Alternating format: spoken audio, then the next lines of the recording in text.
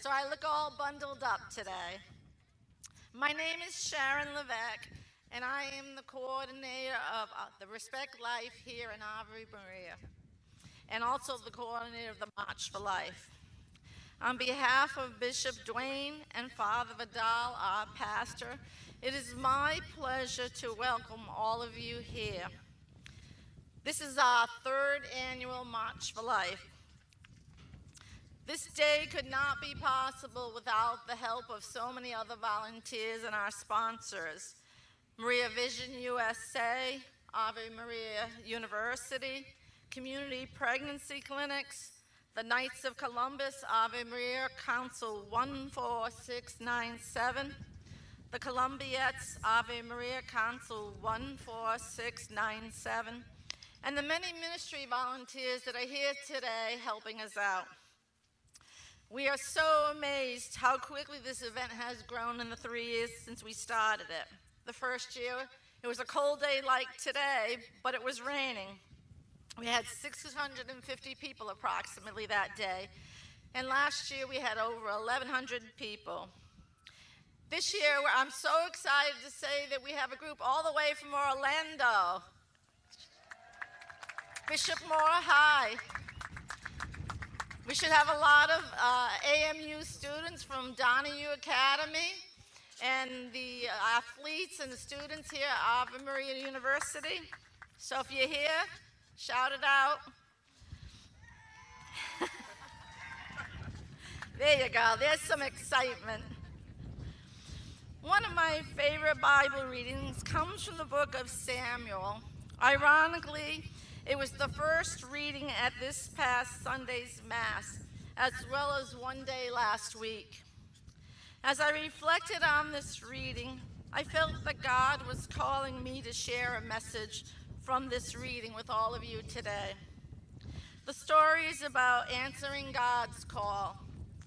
I think we all know the story when Samuel was called by God 3 times, and each time he goes to Eli, who finally understands that it is God calling the boy.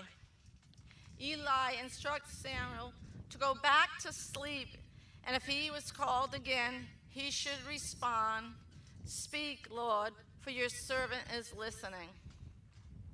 Samuel went back to sleep. The 4th time, the Lord called Samuel. What's happened to our mic here?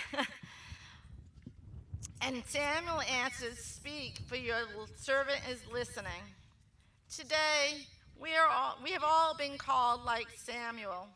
When God calls us, our response can be the same. "Speak, for your servant is listening." I want you all to take a moment and just close your eyes and replacing the name of Samuel with your own name. Listen in your heart to your Lord calling each of you by name. Will your response be the same as Samuel's? "Speak, Lord, for your servant is listening." As individuals, we may ask, what can one person do in the fight for life? We cannot do it alone, but together we can do much. Together, we can continue to stand up for the lives of the unborn. Together, we can surely make a difference in this world. To do this, we must surrender our will to the will of God and allow God to work within us and through us. When we do this, He brings forth His plan, His will, and He plants the seeds in our hearts. This March for Life is a beacon of hope in a world that does not know Him. And when we surrender our will, we are giving God our yes, our fiat.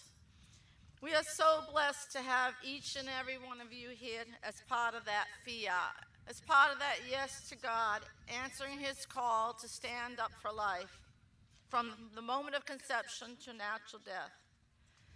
Today, as you experience this day, take a pause and remember to be open to God's will, for we never know when God will call us. And when He does, remember the words of Samuel. "Speak, for your servant is listening." Okay, at this time, I'd like to introduce Matt Ingold, who will lead us in the Pledge of Allegiance and sing the national anthem. Matt is a U.S. Marine and veteran of Operation Enduring Freedom. He currently owns and operates an apostolate with his wife, Erin, called Metanoia Catholic. Did I pronounce that right? Okay. Which helps Catholics discover and live God's unique plan for their life. Matt and Aaron live here in Ave Maria with their daughter at the villa.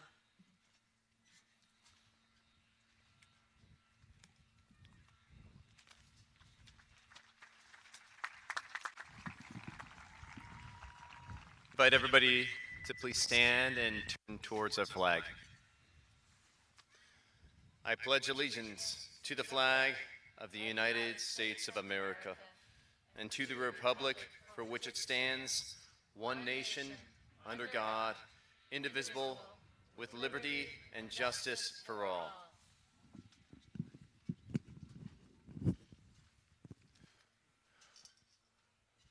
Oh, say, can you see by the dawn's early light what so proudly we hailed at the twilight's last gleaming, whose broad stripes and bright stars through the perilous fight o'er the ramparts we watched were so gallantly streaming, and the rocket's red glare, the bombs bursting in air, gave proof through the night that our flag was still there. Oh, say, does that star-spangled banner yet wave o'er the land of the free and the home of the brave?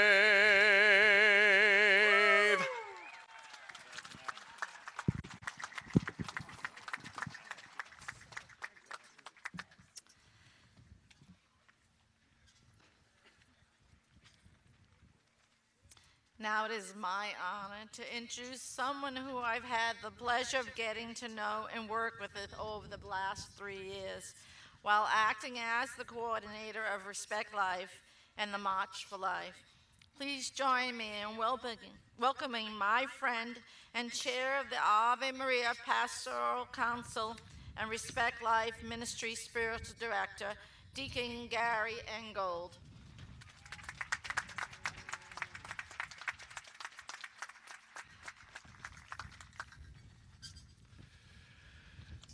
Today, Our Lady of Guadalupe, patroness of the unborn, standing here to my left. She will process with us today for the unborn.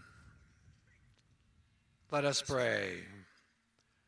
Our Lady of the Guadalupe, we turn to you who are the protectress of unborn children, and ask that you intercede for us so that we may more firmly resolve to join you in protecting all human life. Let our prayers be united to your perpetual motherly intercession on behalf of those whose lives are threatened, be they in the womb of their mother, on the bed of infirmity, or in the latter years of their life. May our prayers also be coupled with peaceful action, which witnesses to the goodness and dignity of all human life, so that our firmness of purpose may give courage to those who are fearful and bring light to those who are blinded by sin. Encourage those who will be involved in today's March for Life. Help them to walk closely with God and to give voice to the cry of the oppressed in order to remind our nation of its commitment to life, liberty, and the pursuit of happiness for all people. Amen. It is now my distinct opportunity to present to you our Master of Ceremonies, Pam Stenzel, very good friend of mine. Pam is an internationally respected expert on sex, love, and relationships. With a Master's of Arts in Counseling and Psychology, she possesses an in-depth understanding of the perils that young people face as they make adult choices. She's the founder of the Enlightened Communications. She is the award-winning creator of a number of videos on the subject of sex, abstinence, and relational issues for teens. Pam travels nationally and internationally, speaking to over 500,000 teens annually. She is currently also the Client Services Director for Community Pregnancy Clinics. And I introduce to you my great friend, Pam Stenzel.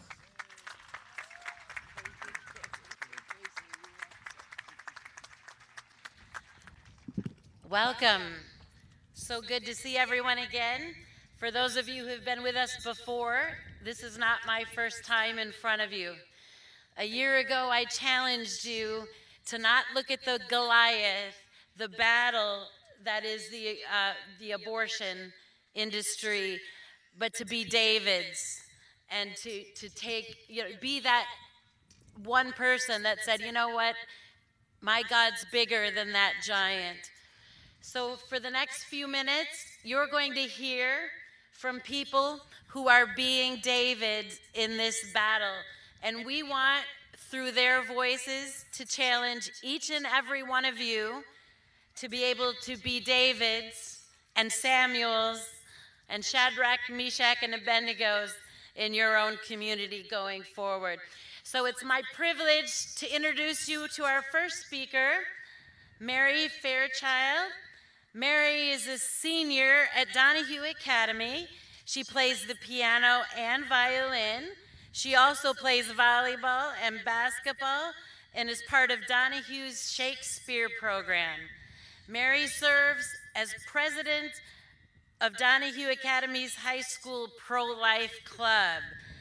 Mary's planning to study music and English at Hillsdale College in the fall. So please join me in welcoming Mary Fairchild.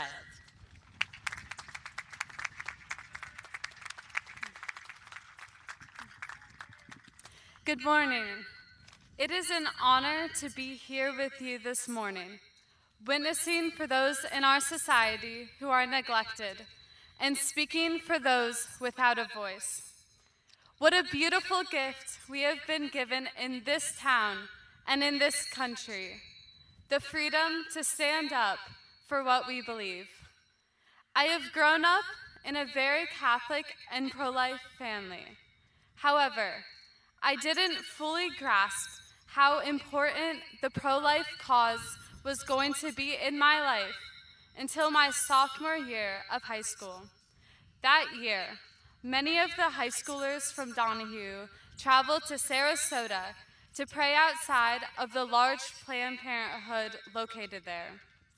After marching outside of Planned Parenthood, we were given the opportunity to walk through the community pregnancy clinic that is located right next to Planned Parenthood. I wasn't in the pregnancy clinic for very long. It was only about 5 minutes. However, those were some of the most influential minutes of my life. As I walked through the clinic and saw the pictures of moms and babies on the walls, the rooms with baby supplies and ultrasound machines, the welcoming comfort of the clinic, I experienced a sense of peace like I have rarely felt.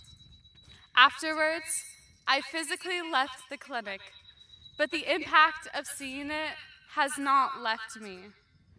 After leaving, I knew that the pro-life movement was something I both wanted to and needed to be part of. I knew that my life wasn't going to be the same, but I was ready. I wasn't exactly sure how I was going to be able to be a larger part of the pro-life movement until the end of last school year, when I was asked to be the new president of Donahue's High School Pro-Life Club. I knew at that moment that God had been preparing my heart for that role since my seeing the community pregnancy clinic.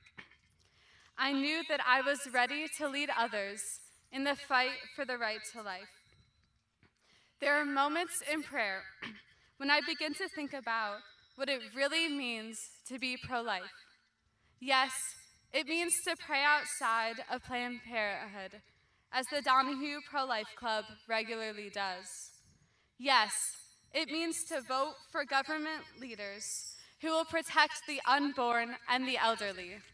Yes, it means to attend a March for Life event. However, the pro-life movement is not just about big moments, those infrequent times of the year that we actually go out and do pro-life work. The pro-life movement is about so much more. It is about love, total, unconditional love for every human being, from conception to natural death.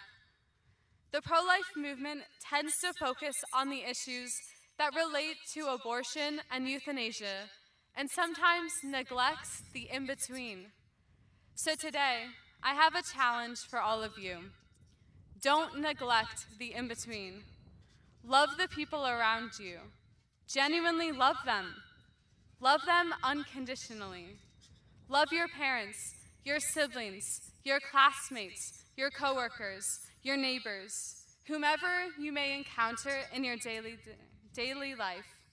Never forget that their life matters and ought to be respected just as much as any other person's life. For how can we call ourselves pro-life when we neglect to love and respect our friends and family, especially when it is difficult? I'm going to finish with a quote from Mother Teresa. Quote, "It is easy to love the people far away. It is not always easy to love those close to us. It is easier to give a cup of rice to relieve hunger than to relieve the loneliness and pain of someone unloved in our own home. Bring love into your home, for this is where our love for each other must start. So when you leave today, don't be afraid to love, for that is what you are called to do." Thank you. Thank you so much, Mary. Important words. Let's remember to love. Let's love Mary as she leaves, because she has to go play basketball over at Donahue. So she's going to be heading over to that game, and go Donahue. Beat the other team. There we go. So now I get to introduce to you another Mary. And this is exciting to me because you just met Donahue Academy's high school pro-life president, and now we get to meet a 7th grader who has just started the pro-life club at the middle school.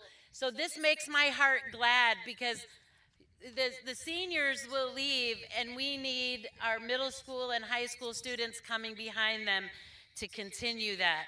So Ave Maria University, pay attention. We have great leaders, and then they graduate, and we don't know what happened to the rest of you. So you need to be mentoring. Mary Morgan is a 7th grader at Donahue Academy. She is the president of the new middle school pro-life club at Donahue here in Ave Maria. She enjoys soccer and taking dance classes at Ave Maria Dance Academy. She is passionate and works hard at whatever she commits to do. She is a natural leader among her peers and isn't afraid to speak up for justice. Welcome, Mary Morgan.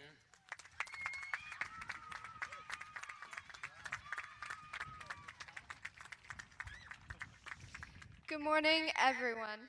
My name is Mary Morgan, and I'm the president and founder of the Middle School Pro-Life Club. I am honored to be here and am so blessed to be given this opportunity. I begin with a story. 2 years ago, sometime in October, my mother found out she was pregnant with her 8th baby. A few months into the pregnancy, after some genetic testing, the doctor called to tell my mother and father that their baby had a genetic condition called trisomy 18, a condition where most children do not live beyond the first 2 weeks of life. My family and I were devastated, but my mother would not give up. She trusted that God would take care of things, and whatever happened would be part of his greater plan. So we welcomed those months as an opportunity to bond with our baby brother, baby Charlie. Those months were both challenging and beautiful. We welcome the opportunities to see him grow on the ultrasound and feel his tiny kicks because we didn't know how much time we would have with him. My mother wrote Charlie letters while she was pregnant. I would like to share an excerpt from the letter she wrote on his last day. In the evening, as labor progressed, it was clear that your little heart wasn't tolerating the contractions as they grew stronger. We listened as your heartbeat would slow with each contraction, to recover all the while, praying for the grace to receive what was before us. Around 11, I felt compelled to put on your favorite Gregorian chant playlist that we'd often play for you at bedtime. For those 20 minutes, we were enveloped in the peaceful serenade of those angelic voices, and we can no longer hear your heart as it slowed and began to beat in unison with mine. As the music ended, I finally reached out for prayers as I knew you were making your transition from this life into the Father's waiting arms. I felt you kick in my womb one last time, and then an ultrasound confirmed what we already knew, that you had gone home to Jesus. The Heavenly Father, in his mercy, had received you into his heavenly abode, absolving us from any further decisions that had to be made regarding your care and resuscitation. In that moment, I felt such immense gratitude and peace. Dad and I had fulfilled our earthly mission as parents to get you to heaven. We delivered your little body 30 minutes later. I had waited so long to hold you. Getting the chance to hug, kiss, and hold you was such a special moment, even if it wasn't the way I had planned. I know there will be moments of sadness, moments of joy, and everything in between, but I would rather feel all those things than to have never known you at all. Pray for us, our sweet angel in heaven. We look forward to when we can be united again. Love, Mom.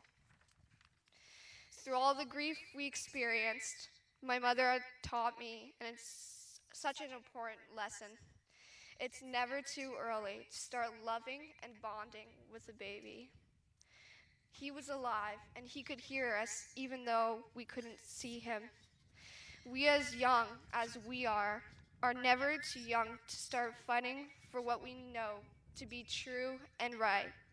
Because even when he found out the worst about my little brother, my mother didn't waste a moment of loving him the same as the rest of us. They are never too young to be fought for, and we, though young, are never too young to fight for them. Thank you, and God bless.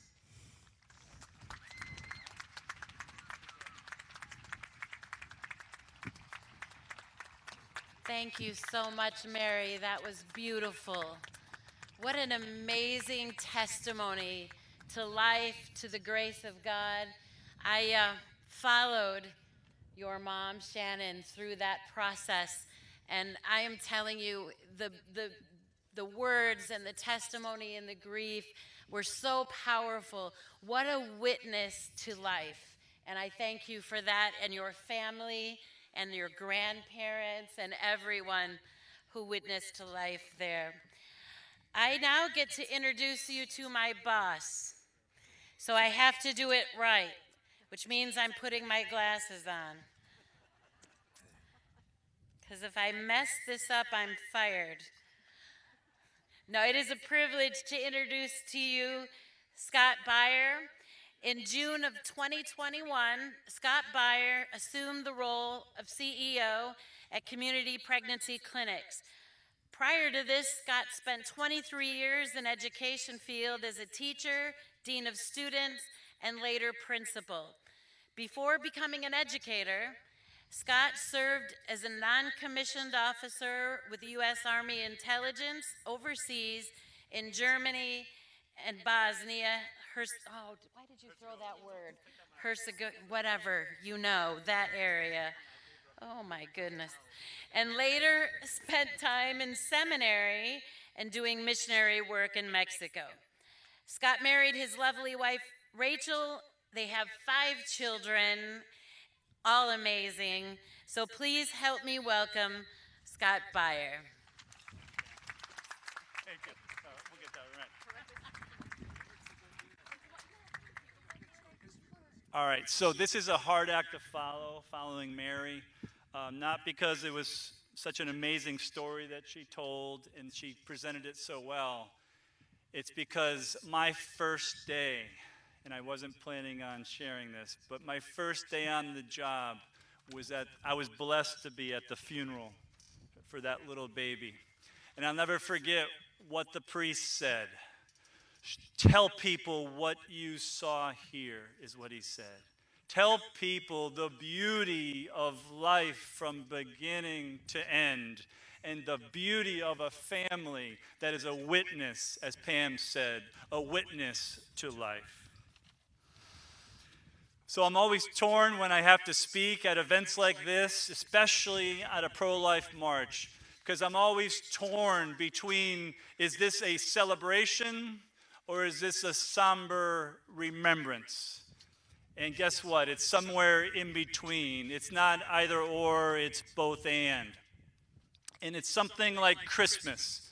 At Christmas, we don't just celebrate the birth of the baby Jesus 2,000 years ago, but we're looking forward to when he comes again.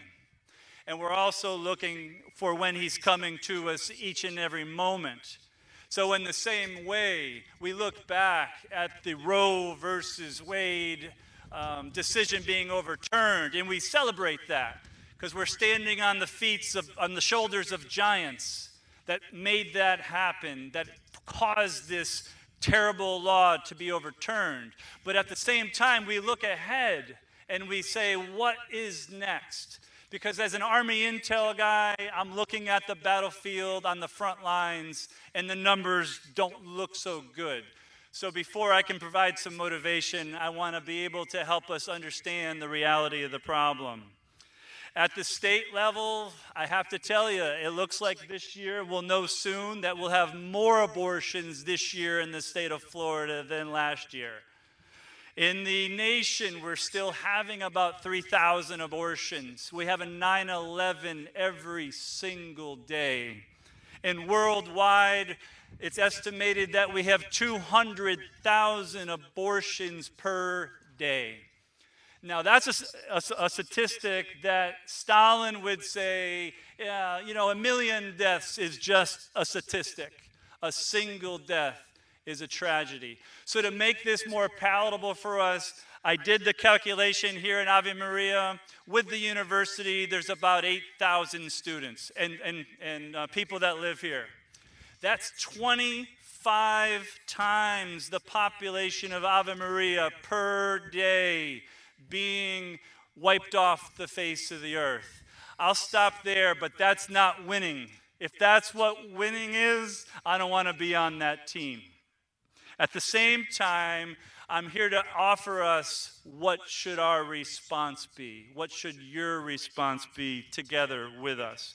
So at CPCI, I'm proud to say that after 50 years, we've calculated somewhere around 21,000 babies have chosen life after walking through our doors.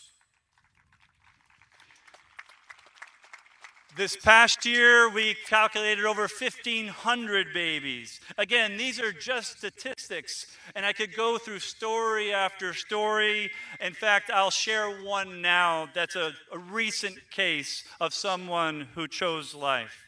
First person from the client's perspective.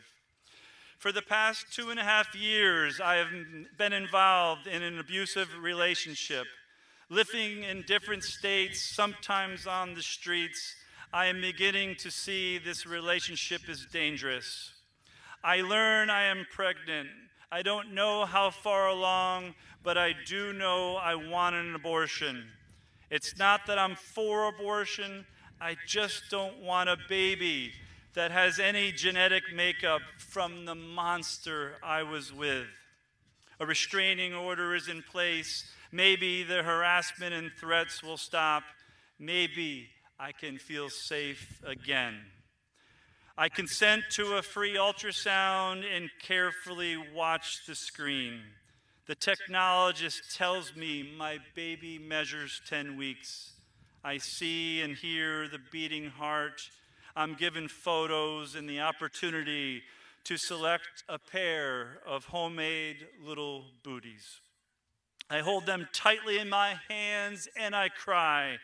I don't know what I'm going to do, but I did get everything I wanted to know and answered. My experience today was nothing like I've ever experienced before. Days go by. I finally tell my dad, unsure of what his reaction will be. It takes him about 10 minutes to sink in, and then he says, "That means I'm gonna be a grandpa." Yes, Dad, it does, because I choose life.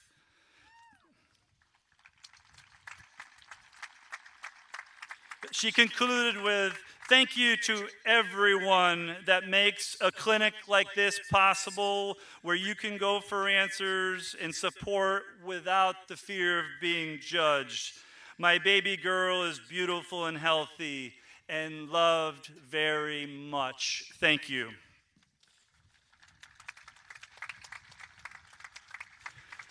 So, to wrap up what we're doing at CPI, I would say the message is we can love them both. You know, there's a polarity in the pro-life movement. There's division in our movement that says we have to focus only on saving that baby. And yes, we do. And I'm here to tell you, it's not either or, it's both and.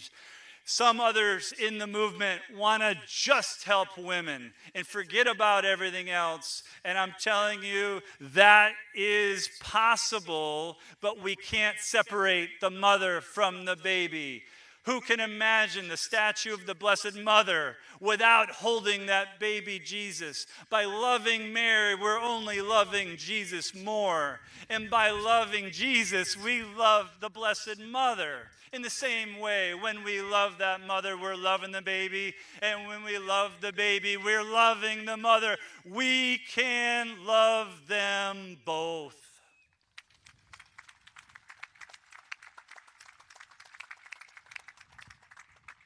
Another program that CPCI has been doing for a long time, thanks to this great lady behind me, and we will continue to do that.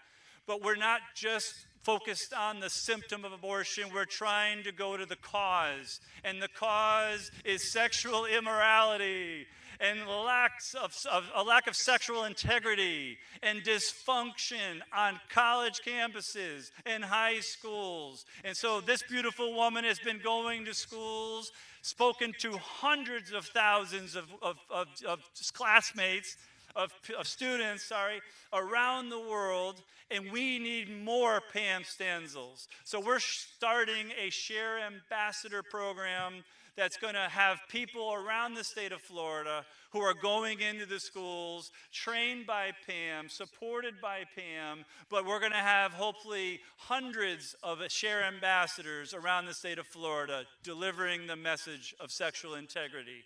If you're out there and you want to maybe do that in the future, there's going to be payment involved, and you're going to do it for the Lord, and you're going to help save lives. Thank you. Okay, so now in conclusion, this last part, I would encourage each and every one of us. As I said, it's not just a celebration, this is a reflection.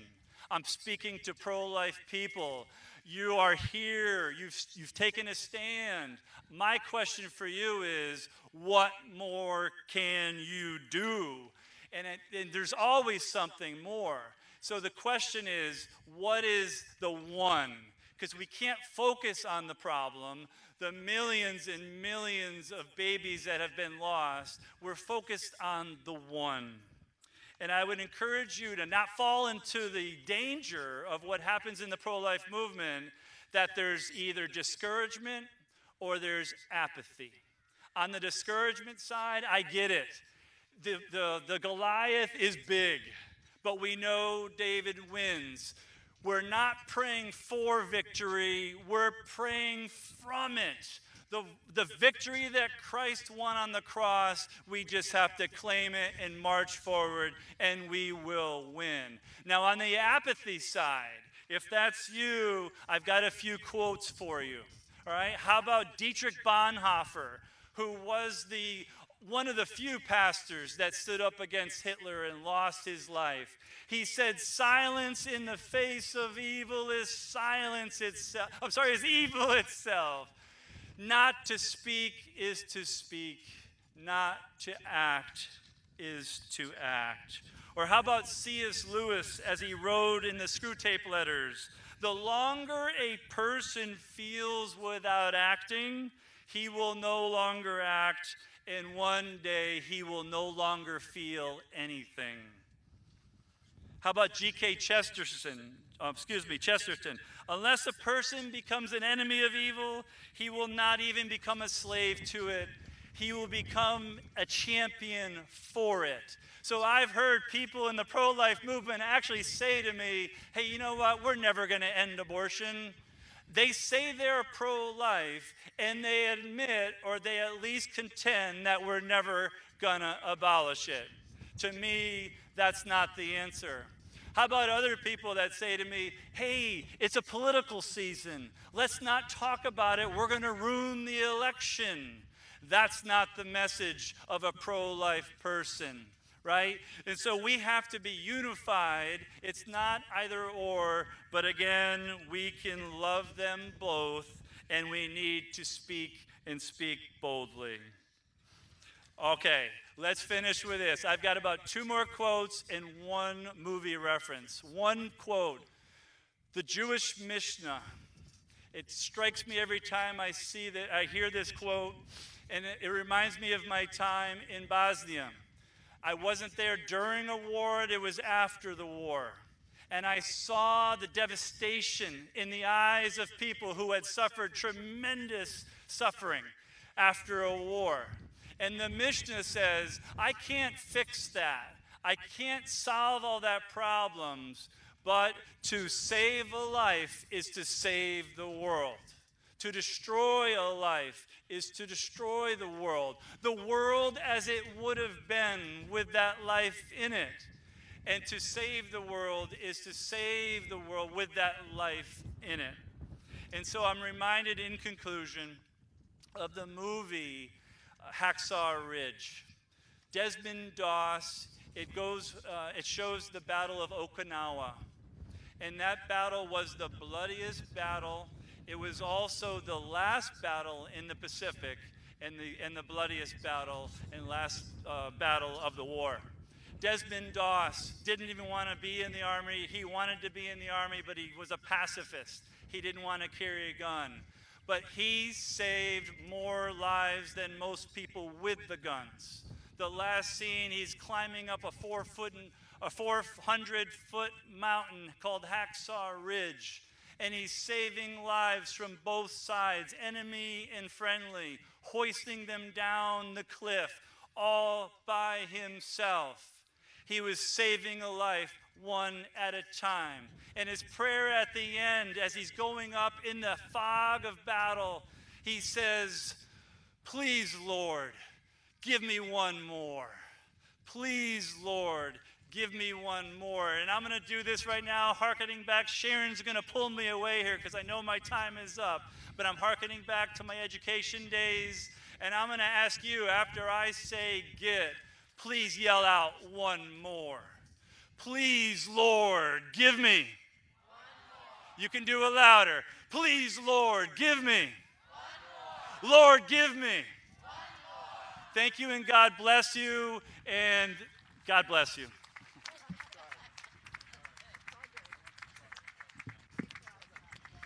Thanks so much, Scott.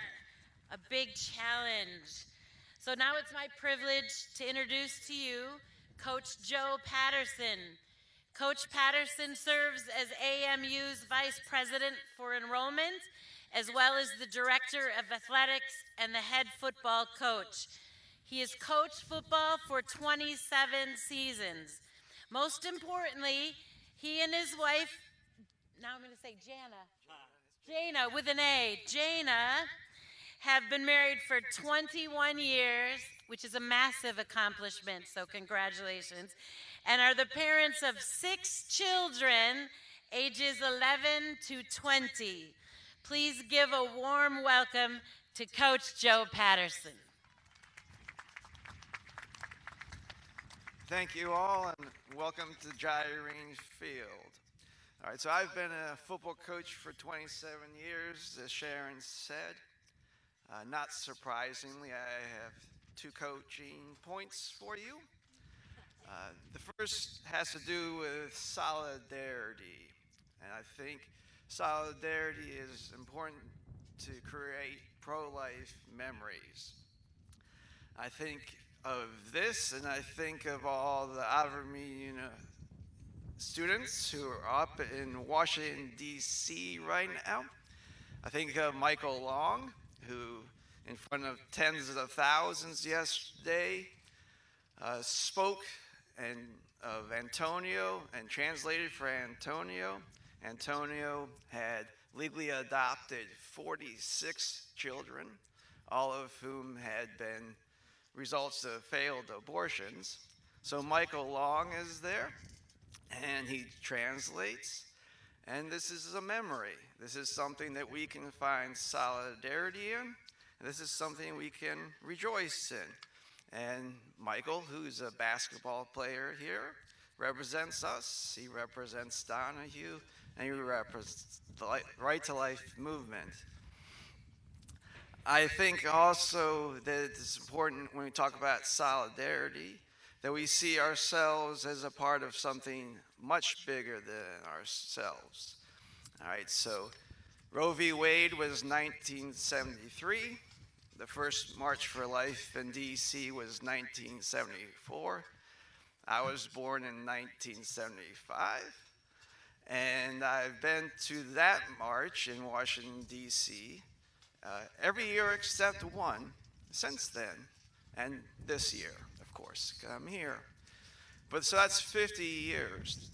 And what is the reason? Well, certainly to testify and to witness to life, but it's also because there's tremendous energy there.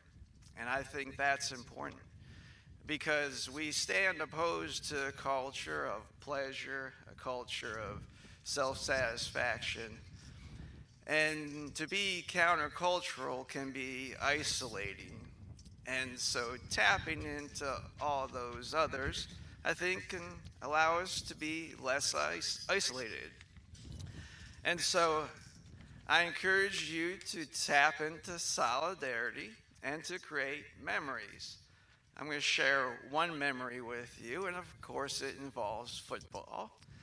1983, the Washington Redskins are playing the Dallas Cowboys on January 22nd, which was the March for Life. It was the NFC Championship game. The Redskins were playing to go on to the Super Bowl.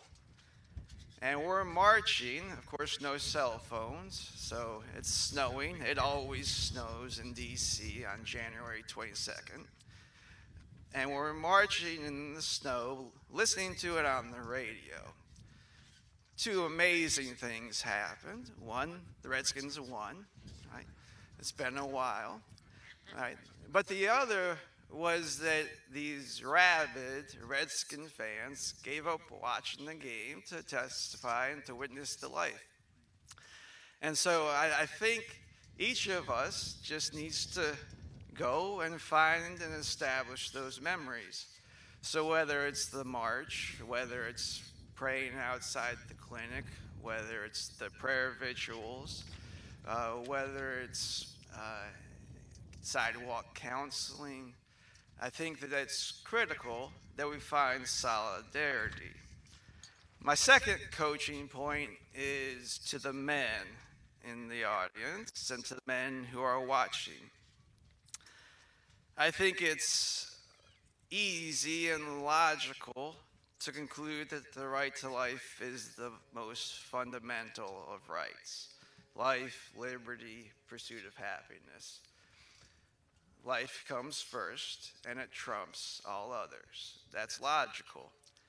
And I think it's easy to see scientifically that a human child, unborn child, is a human child, right? That's easy to see.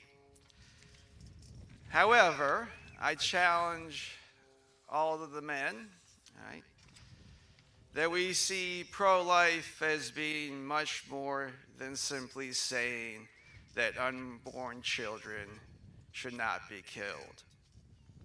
That conclusion is essential, but so is the need to be pro-life prior to conception. And what does that mean? That means that we as men pursue a lifestyle and that we as men promote a culture where women are not used for pleasure. If we use women for pleasure, we are both directly and indirectly promoting a culture that relies upon abortion to sustain it. Whether it be what you expect when you date someone, or how you expect a woman to demonstrate how she loves you. It can be the jokes you tell. It can be what you watch on your phones. It can be how you talk about women. So respect life by respecting women. Be a man.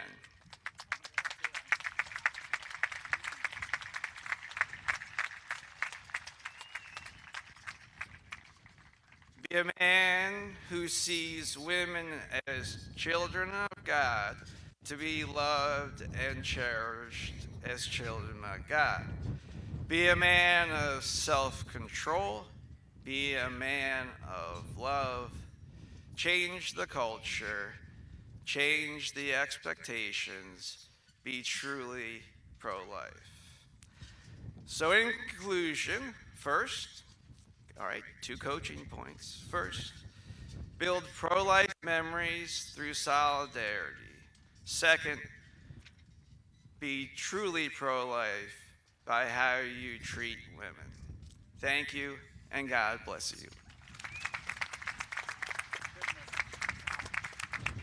Thanks so much, Coach. A message after my own heart. That was awesome. Now I don't have to talk about sex anymore. That was great. We have a treat for you. At this time, we are going to have you direct your attention to the big giant screen over there. And we're going to show an amazing video. So hopefully this works. Maria Vision can get that video going. Hello, Ave Maria March for Life. Thanks for being out here today. By the time you see this video, I'll be in Washington, D.C. with AMU's own pro-life club marching for the unborn.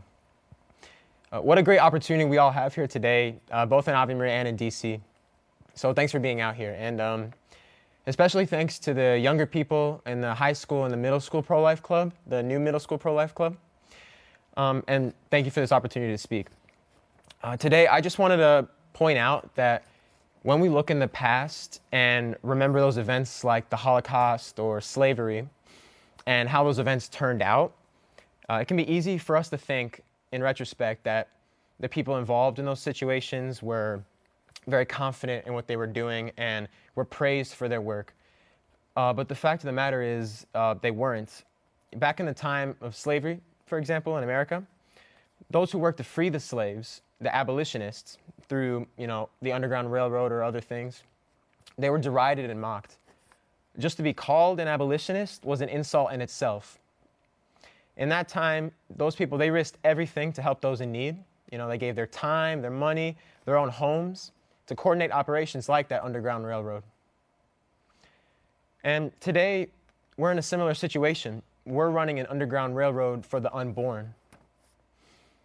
Our operation has the sidewalk advocates who try to persuade the mothers and to save their children and not go to the abortion clinic. Our operation has the prayer warriors that work right beside them and back them up. Our operation has the women's clinics that provide other options for those women, like the safe houses for the unborn. Our operation has the financial benefactors who give up their livelihood to support what we're doing. Our operation has the educators, the evangelizers, and the persuaders that communicate our message of love to the culture.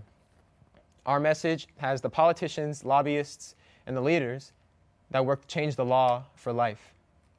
And then our operation has you marching today, and then whatever you choose to go into. So please, Ave Maria, continue to march and have hope, because we know that we'll win this battle for life, just how we've won those battles for life in the past. And know that Jesus has already won the battle for eternal life by dying on the cross. So God bless you. That's amazing. So the young man who spoke, that you just heard speaking in the video, is Michael Long from right here at Ave Maria.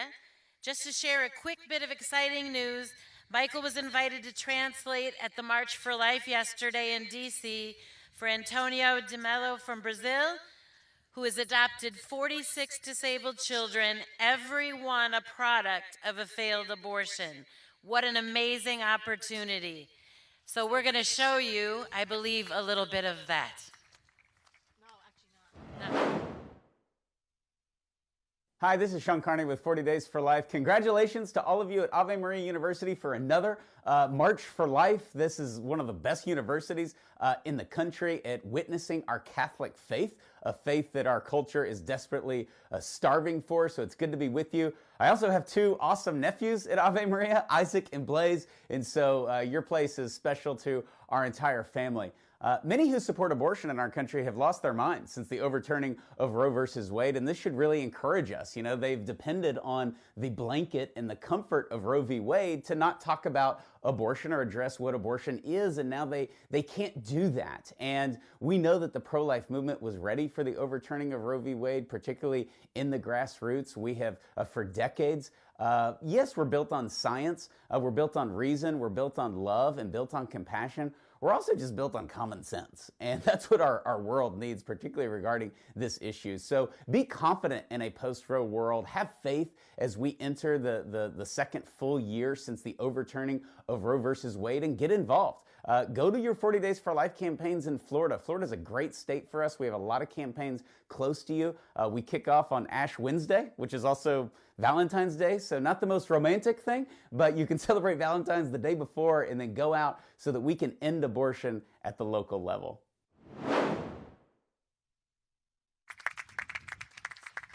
That is awesome. You are learning so many ways that you can be involved in this fight.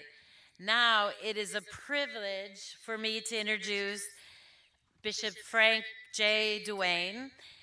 Bishop was named Coadjutor Bishop of the Diocese of Venice in Florida by Pope Benedict XVI. And my phone's being bad. On April 25th, 2006, and on January 19th, 2007, he was installed in his current role as Bishop of the Diocese. In addition to holding a degree from the University of Wisconsin, go Packers, Bishop Dewane also completed studies at the American University in Washington, D.C., as well as from the Pontifical Gregorian University, and you can tell them the rest, in Rome. He's done so much in Rome. We love our bishop, so please welcome Bishop Dewane.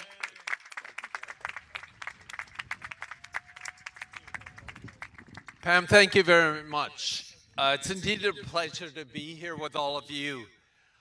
I want to say, you're here as witnesses, and it's a pleasure to be with you. But that idea of being a witness, giving testimony, don't lose that when you leave here, because we all feel the same way gathered here. The witness comes when we go out into society. That's where you and I have to give the testimony for life. I want to thank the organizers of this event, the Knights of Columbus who are here, the university, Donahue Academy, the parish, all participants. Thank you very much. We gather here to express support for life, from conception to natural death. And I think we have a little bit of a wind at our back, and I don't mean just today. I mean with the change in Roe. I mean with what we read in the papers. When I look at surveys, one came out, a couple recently, they're very positive. Yes, they also have, and they note, those who support abortion. But the number that supports it only in a limited way, that is good. That is progress. Is it perfect? No. Does the Lord ask us to keep doing more? Absolutely. And we have that obligation to be the witness, to give that testimony. I want you to remember that this is the close of the week for Christian unity. But I've done some reading lately on religion, society, all in the context of maybe of the political events we enter in. And I want to say something here that the author noted. He says, religion is key to history. We cannot understand the inner form of a society unless we understand religion. We cannot understand the cultural achievements achieved by society unless we understand religion and faith and the religious beliefs behind them. In all ages, the first creative work of a culture are due to religious inspirations and dedicated to a religious end. I know that many of you here today are motivated by your faith, your religion, Catholic, Protestant, Lutheran, whatever it may be. We're here together as people of life, people for a culture of life. The struggle to address abortion, I know we drag into the political arena many times. It is not a political problem. It is a moral problem, and a deep and serious one. Some of the other speakers have addressed that. I just want to say that is the arena from which we must address abortion. It is not solely a political problem.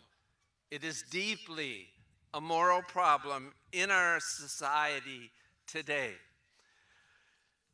I just recently was reading an article that came out, a study in Canada. Canada did a study not just about what abortion costs or so on and so forth to support children, but it looked at the other spectrum of life.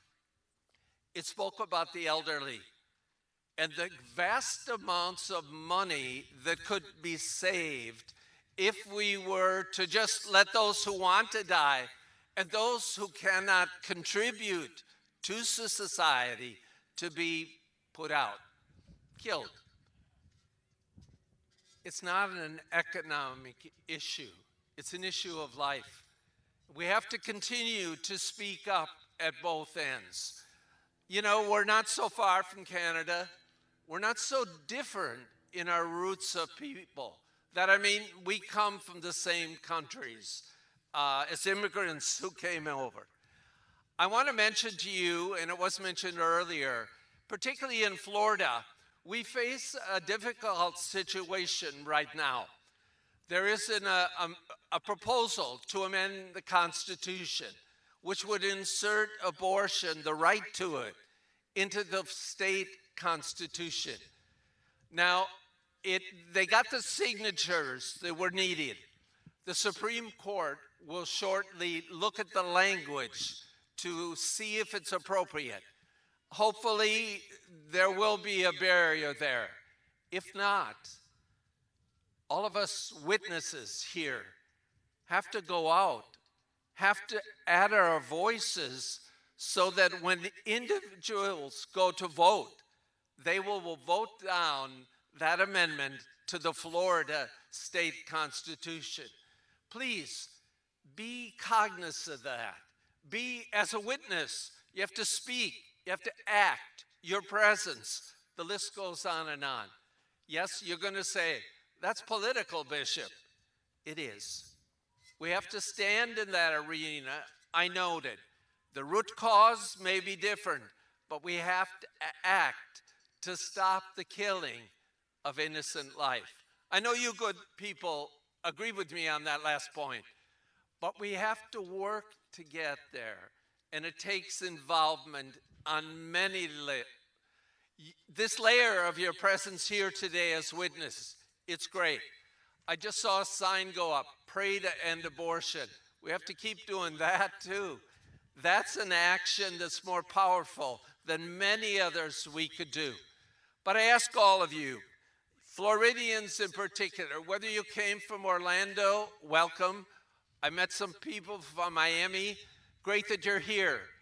All of us have to join together here in the great state of Florida to be a voice for life and not allow the right to abortion to be in our state constitution. Again, thank you all for being here, and God bless you all.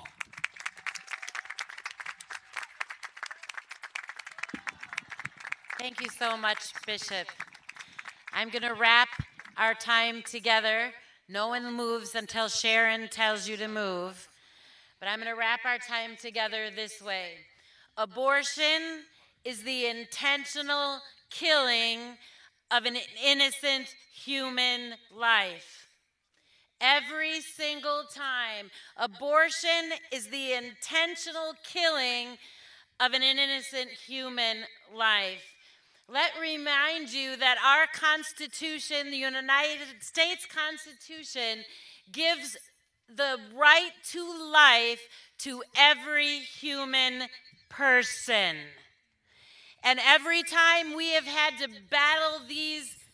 have these big battles about personhood, starting with the Civil War, where we said certain people were not fully persons, we're back there again. And we can pass all the laws underneath that, but until we call on our United States Supreme Court to recognize constitutional personhood, we will always have abortion. Florida passed a law last year. They called it the 6-week ban. We have a 15-week ban. After passing the 15-week ban, we had more abortions in the state of Florida than before that law passed. And last year, our Republican pro-life politicians passed a 6-week ban with the exception of rape, incest, and human trafficking. Over 50 years ago, a 15-year-old girl in foster care became pregnant, had a lot of difficult choices to make. She was raped, but she chose to give that child life, and that child was me. My biological father is a rapist. I don't even know my ethnicity, but I am still a human being, and my life is not worth less than yours just because of the way I was conceived. And I did not deserve the death penalty for the crime of my biological father.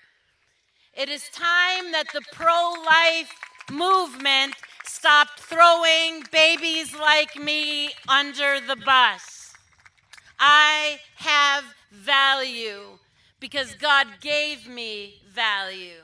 Abortion in the case of rape kills an innocent child, damages the traumatized mother, and only helps one person, the rapist, the trafficker, the perpetrator. It is time we took a strong stand for life without exception, and I call on Floridians to do that. And we absolutely must stop this horrible petition and putting on the ballot enshrining abortion through all 9 months of pregnancy for any reason in the Florida Constitution. On February 7th, the Supreme Court of Florida will hear arguments against this proposed amendment. We need to pray. We need to fast. We need to be prepared for February 7th. And then, if that doesn't work and the amendment goes forward, we need to be a voice, as Bishop said. We cannot have Florida happen in Florida what happened in Ohio and in Michigan and in Kansas. We need to be a voice. You've heard many reasons to get involved. We're going to call you to action. You need to be that voice. Go to the mensmarch.com. Men, we need your voice to stand. And there are men from here in Florida and across the country standing for the abolition of abortion and personhood. You can go to rallyforpersonhood.com. Please go visit that. Learn, be educated, learn how to speak clearly. You can pray 40 Days for Life. We're going to be out in front of those abortion clinics. Please get involved, pray. Women make decisions to choose life by just the presence of people praying outside that abortion clinic. It's so important that you're there. Get involved in your pregnancy centers. Here in our area, community pregnancy centers, you can be a mentor to both fathers and mothers. You can help us with the supplies to support women. Please do all of that. And then you can be that voice with your peers, students, the pro-life generation. Speak boldly. You know, get on your social media. Get on TikTok. Educate your... Oh, but Pam, they'll laugh at me. Doesn't matter. Let them laugh. Be a voice. Be truth. Speak to the culture. Our very first speaker, Mary, referenced Mother Teresa. My favorite reference of Mother Teresa, or quote, is this. I've carried it with me in my ministry for over 30 years. God did not call us to be successful. He called us to be faithful. Hebrews 12:1 says that because we are in such a great cloud of witnesses, that we all should run the race that God has called us to with perseverance, keeping our eyes on Jesus. And so today I challenge every one of you, because we have holy angels, the saints all around us, and our Blessed Mother watching and cheering us on. We need to run this race. We need to finish this race so that we can run into the arms of Jesus and prayerfully one day hear him say, "Well done, thou good and faithful servant." Let us be faithful. God bless you. Sharon is going to come and end. Thank you, Pam, and to all of us wonderful speakers. So we're going to try to manage the exit from the stadiums because there's a lot of people here. So I ask that everybody remain seated until I go through instructions. And when I'm done, the people in the front here will move, and I'll hand the mic over to one of my team people who will dismiss you by sections. And while I'm giving instructions, the Knights of Columbus and the Columbia Color Guard will be moving into place as they will be leading us on the march. I think right about now you can tell I'm very cold up here. I'm wrapped up in a blanket. So many of you are probably very cold too. So we're going to get you moving in a few minutes. So we're a very large group, and it'll take a bit of time to exit the stadium seats safely. So please follow the instructions of my field coordinator, Oki. I don't know where she is, but if she's out there, come to the center of the field here. She's going to split you up into sections and then dismiss you. I want to make sure that I have all the golf cart drivers' attention, because this year we're going to move them around the field and get you lined up, because all our golf carts will be at the back of the march due to safety reasons. So if you were a golf cart driver sitting in the stadium or in your golf cart, you were handed an instruction sheet when you came in. Please do not get in the middle of the march. You will be the back side, and there will be people leading you over there. The only exception to that is the golf cart that the bishop will be riding on with me, the Maria Vision golf cart, which is our tech support for the rosary. Approximately about halfway through, the people entering into the march, the group that's at that point will be stopped, and the Maria Vision golf cart will move into the middle so that hopefully everybody will be here, the rosaries, the speakers. During the march, we'll be praying the rosary. We'll be praying 3 rosaries, the glorious, sorrowful, and the joyful. All right? And we'll be going back and forth. Each deck will be the English or Spanish. All right, where is Oki? I'm going to have her come out front and center. Okay. Before I hand over the mic to her, the one last instruction I'm going to give you is that when we get back in front of the church, there'll be a short closing ceremony, and we ask everyone to wait before we serve food. We do hot dogs, chips, and water. It's free. Hopefully we have enough for everybody, because there's a lot of people here. But please be patient through that process, because we do have a closing program. So, Oki, please come over. You guys can all exit.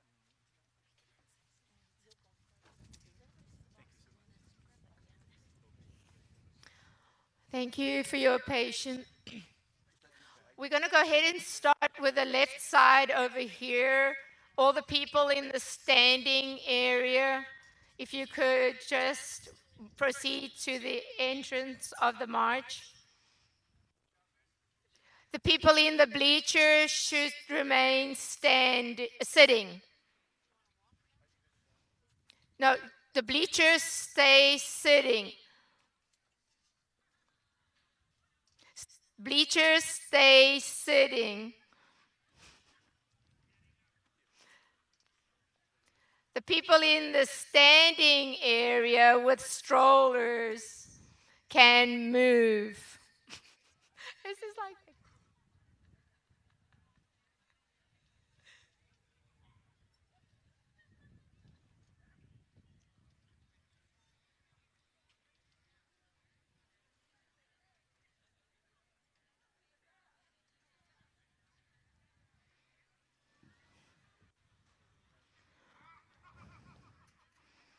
Okay, the section number 5 of the bleachers can move.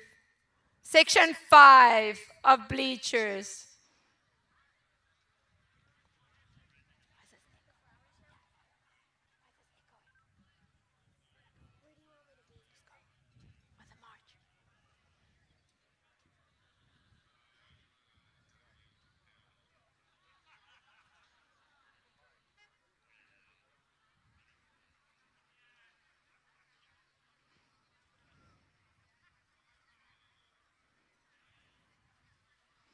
Section 1 can move.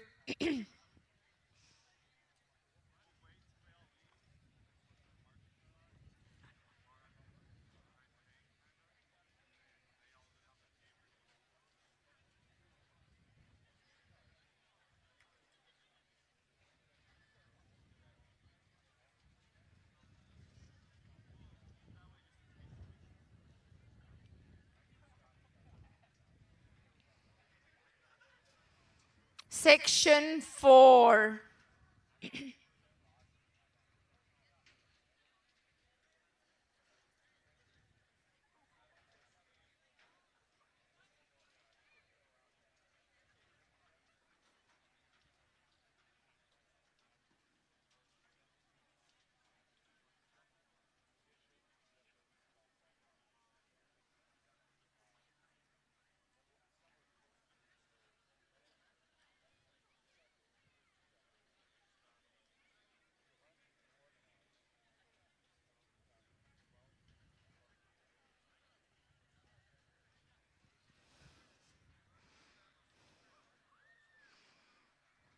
If you're in section 3, we ask that you just wait a few more minutes, please.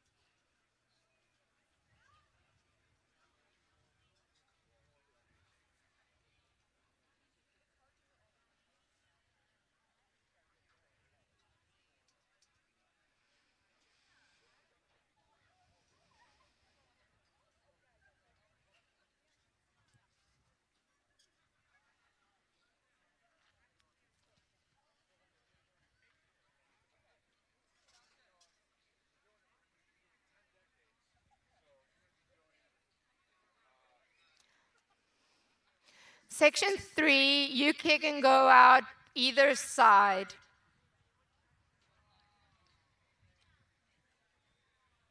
Thank you for your patience.